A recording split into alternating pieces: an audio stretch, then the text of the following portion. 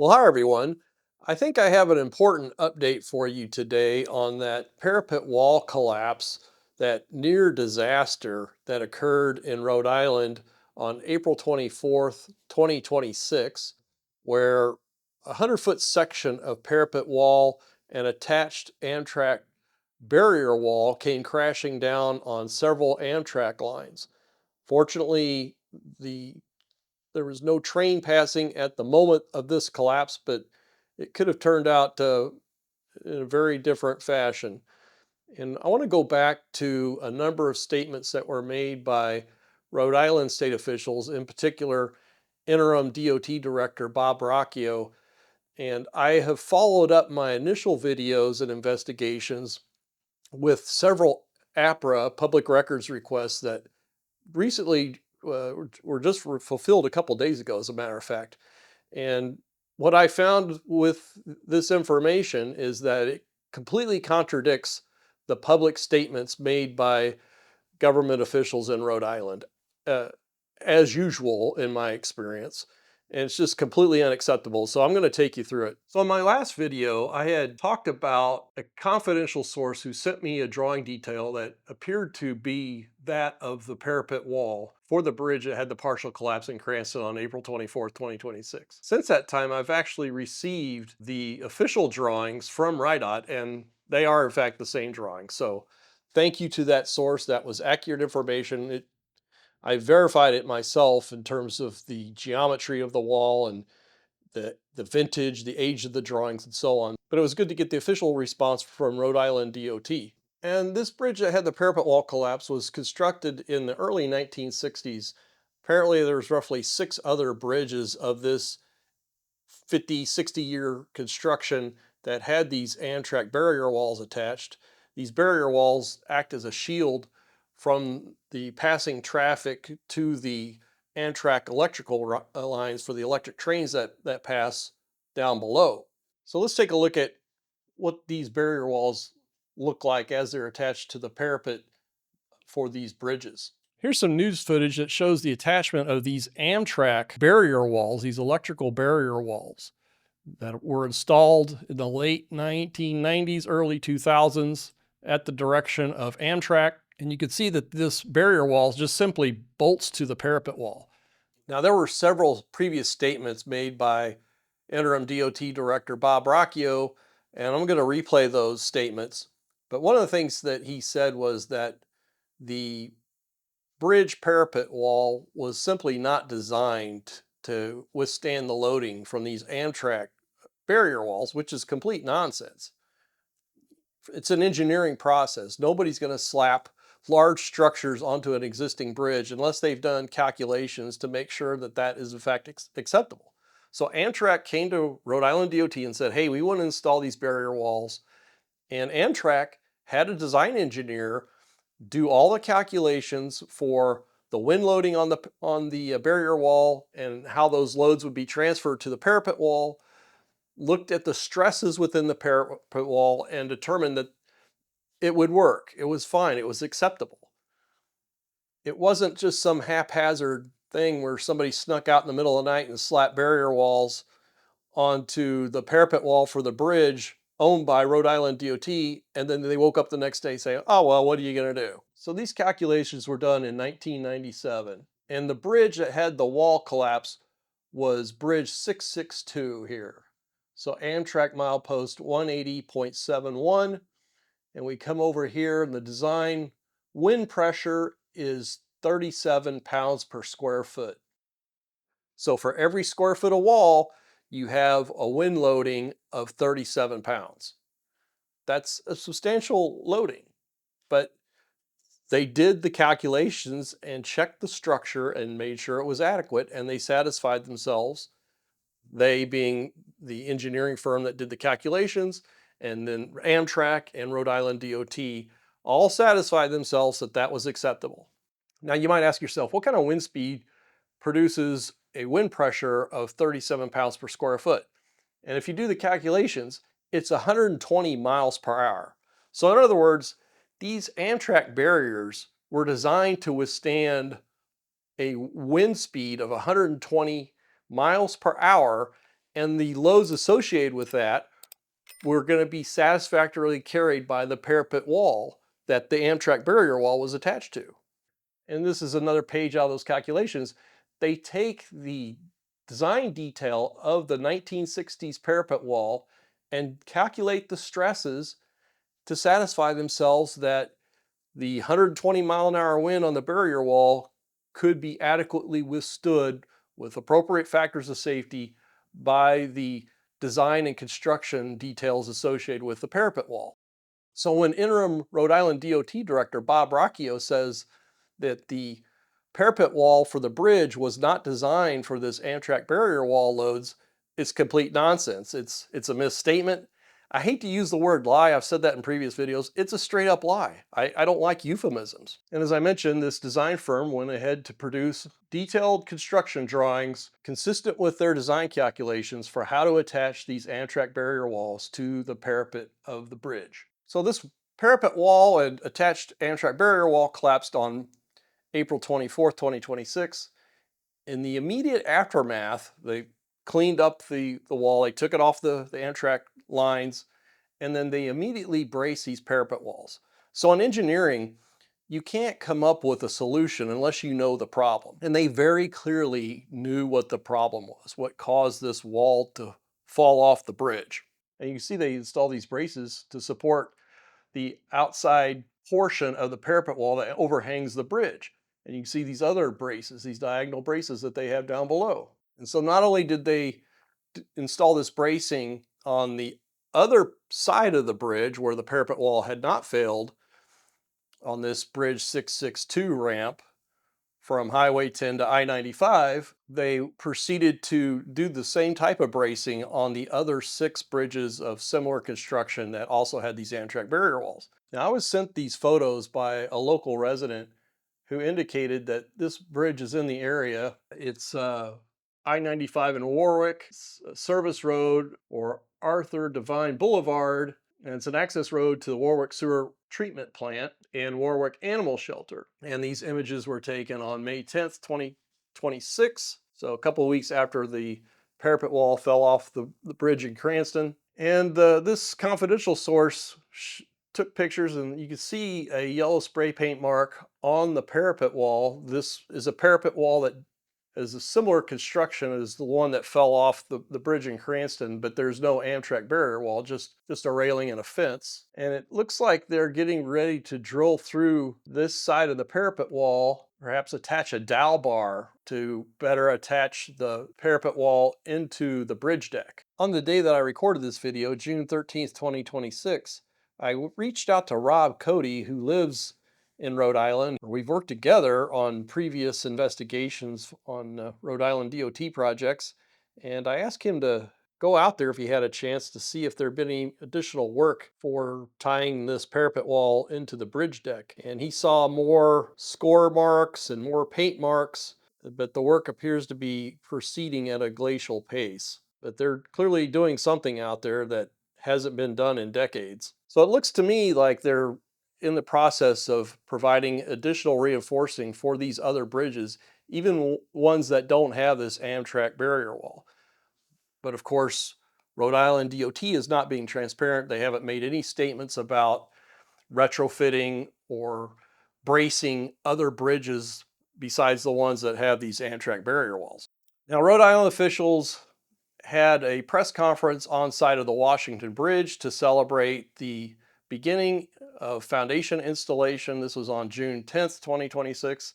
Let's listen to this statement made by interim Rhode Island DOT Director Bob Rocchio.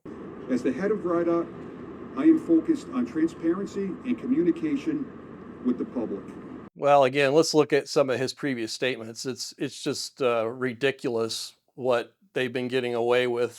Bob Rocchio and others, just bald-faced lies, in my opinion, in terms of telling the public what's really going on with their bridges. Let's play some of these prior statements from acting RiDOT Director Bob Rocchio. Why do you believe that it was the Amtrak barrier that came down and brought this concrete with it and not the other way around? Just from my engineering knowledge, I know that there's those electrification barriers are much wider, and the wind load that is placed on the area of that shield is much for the wind load, to take the wind load, is much larger than on our parapet. TF Green recorded Friday night's wind at under 10 miles per hour. So I love that. That was reporter, investigator Molly Levine. I actually interviewed with her a week or so after this wall had collapsed in Rhode Island. You heard her say the winds that day were less than 10 miles an hour for a wall that was designed to withstand 120-mile-an-hour winds. So obviously what happened, and I mentioned it in the previous video, or I discussed it at length actually, is that this parapet wall literally rotted off the bridge, fell off the bridge, and took the Amtrak barrier wall with it. That's what happened. Mystery solved. But has anyone from the DOT or the governor's office come out and said that that's what happened? No, they promised to conduct investigations in the immediate aftermath of this parapet wall collapse, this near disaster with the Amtrak lines, and you never heard a peep about it again, except for on this channel. And I never imagined I would be doing so many videos about Rhode Island DOT bridge projects, but they've led me to that. There's so many misstatements that I don't see with other DOTs across the country. I routinely practice the engineer services in at least 10 DOT areas about every year, and I don't see this type of incompetence, mismanagement, and outright lying to the public, in my opinion. There's no indications that any work happened on or adjacent to that bridge that would have caused this. Now that appears to be true. I heard some unconfirmed rumors, and I said there were as much early on, that there may have been some work going on in preparation of demo activity for this Bridge 662 that had the parapet wall collapse onto the Amtrak lines. I requested copies of certified payrolls for workers doing work on that bridge in the time period leading up to that collapse, and there were no responsive records. So if that's accurate, that means that nobody was working on the bridge or doing anything that could have contributed to the collapse of that parapet wall onto the Amtrak line. So further data point that this portion of the bridge simply rotted and fell off. RiDOT is working to determine the cause.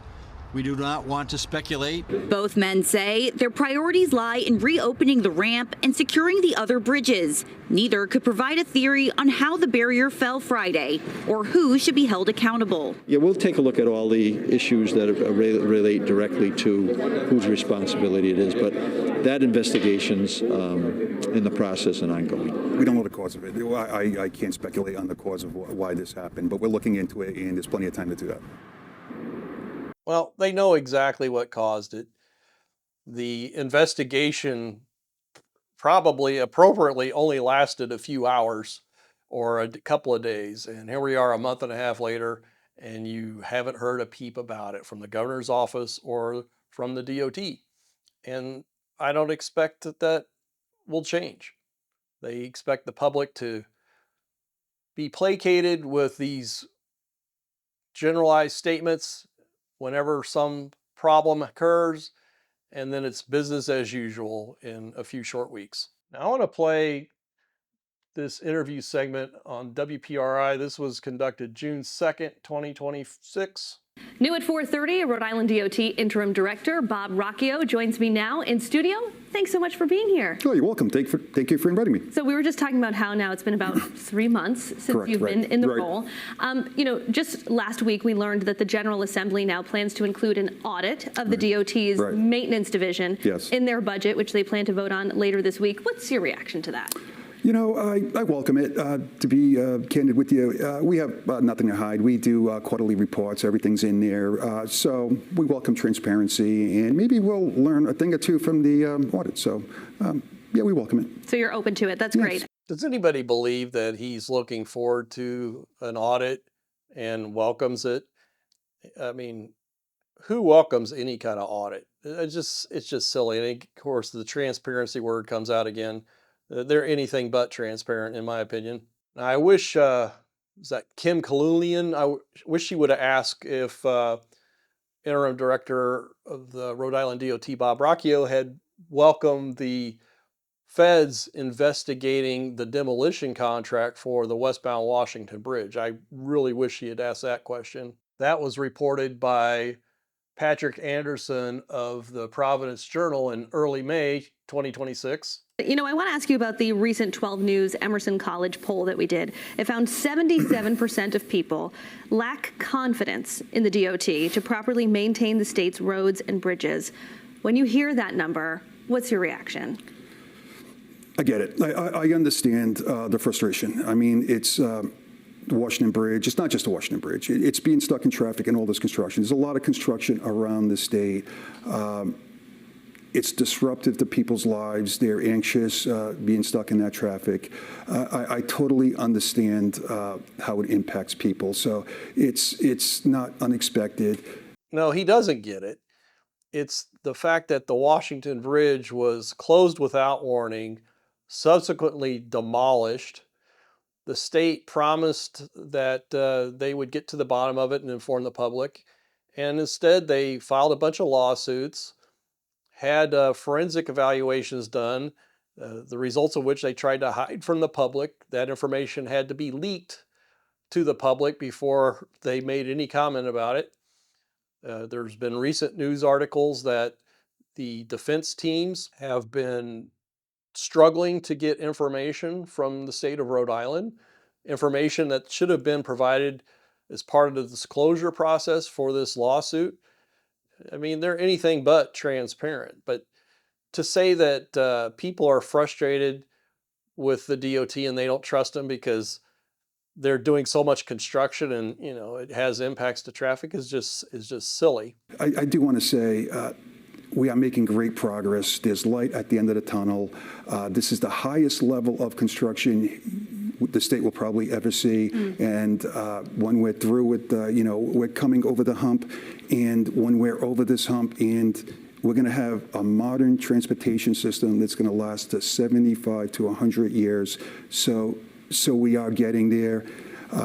But it's going to require a little bit of time and a little bit of disruption, and we're going to do everything we can to minimize that traffic disruption. Well, good luck to the people of Rhode Island getting a modern transportation system that'll last 75 to 100 years with people like this in charge of their DOT. The most recent hiccup of sorts that we experienced was the parapet or the railing falling off of the overpass from Route 10 onto 95. Right. Okay, I'm going to interrupt there.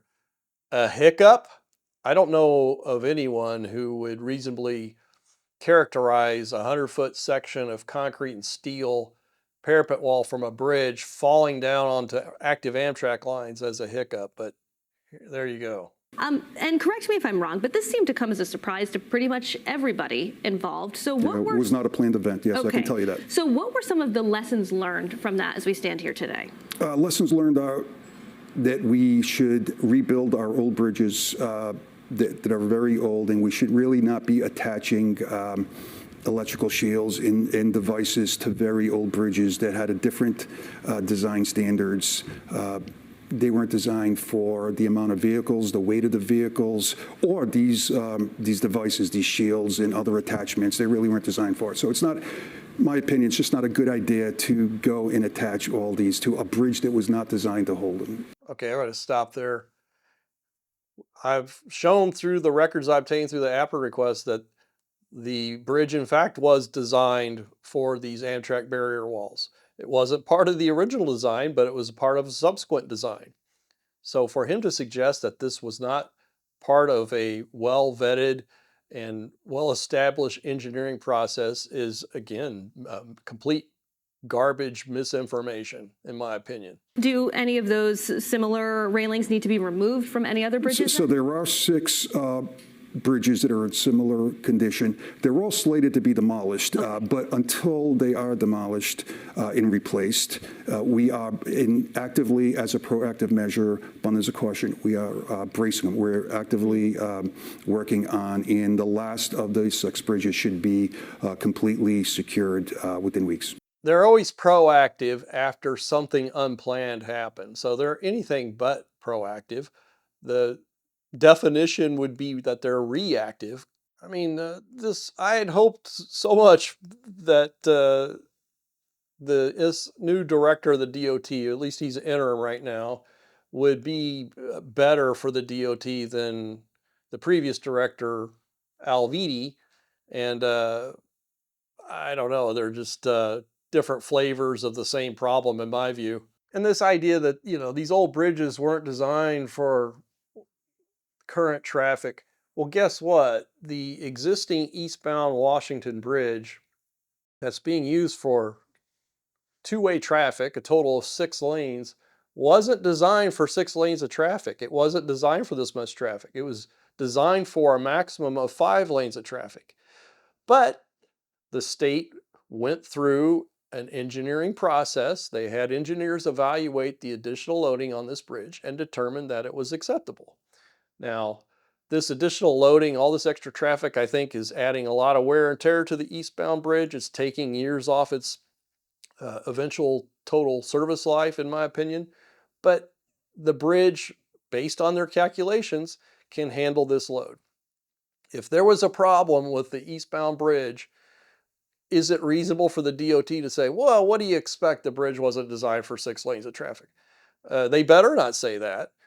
So they can't have it both ways. They can't act like they're engineers and then say things that are contrary to what any reasonable and competent engineer would say, in my opinion. So I'm kind of fired up on this one. I didn't expect, well, actually I did expect that there would be records that would show that these statements about there not being a design for the Amtrak barrier wall was just complete nonsense. It's just obvious. But the reason why I stay on these stories is they've disappeared from the local news. Nobody's asking, you know, you just saw this. This was June 2nd. Where was the question of, what was your explanation for why this wall failed onto the Amtrak lines? Question wasn't asked. And I know there are good journalists in Rhode Island. These segments where, whether it was Peter Alviti before or now Bob Rocchio that goes on WPRI, I wondered if the DOT pays for these segments. I actually tried to get records of advertising dollars spent by the DOT. I just couldn't answer that question, but I'm glad they go on to these programs and say stupid stuff so I can cover it in my videos. It generates all kinds of content, but you're not exactly getting to the truth of things about what's going on with Rhode Island DOT bridges, in my opinion. So with that, I want to send a shout out to those of you who have contributed to buy me a coffee. That's an excellent way to support the channel. I use those funds for app requests. I use those for drone footages in other states. Josh from Providence has been very generous with his time and effort in collecting drone footage. This is some of his drone footage again that was recorded on June 10th, 2026.